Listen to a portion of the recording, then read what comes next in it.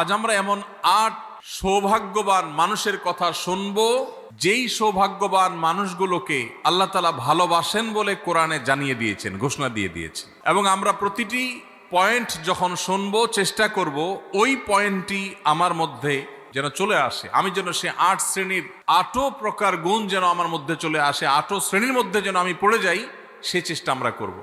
আল্লাহ তাআলা আমাকে, আপনাকে, আমাদের সবাইকে আল্লাহর প্রিয় পাত্র, আল্লাহর ভালোবাসার বান্দা হওয়ার তৌফিক নসিব করুন।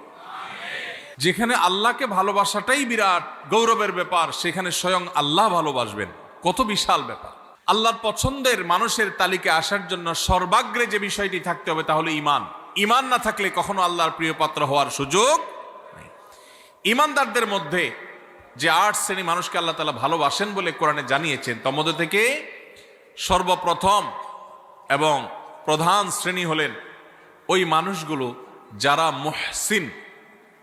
যারা কি মুহসিন? মুহসিন শব্দের অর্থ হলো যারা সৎকর্ম করে, ভালো কাজ করে, অন্যের প্রতি অনুগ্রহ করে, ইহসান করে।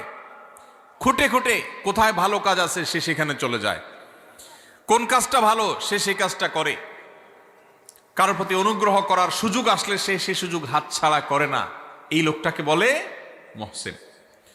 আল্লাহ রাব্বুল আলামিন কোরআনে হাকিমের অন্তত ৪ জায়গায় এই একই কথা আল্লাহ তাআলা তাঁর ভাষায় তিনি ব্যক্ত করেছেন, প্রকাশ করেছেন। সূরা বাকারা ১৬৫ নম্বর আয়াত, সূরা আলে ইমরান ১৩৪ নম্বর আয়াত, একইভাবে সূরা আলে ইমরান ১৪৮ নম্বর আয়াত, সূরা মায়েদা ৯৩ নম্বর আয়াত।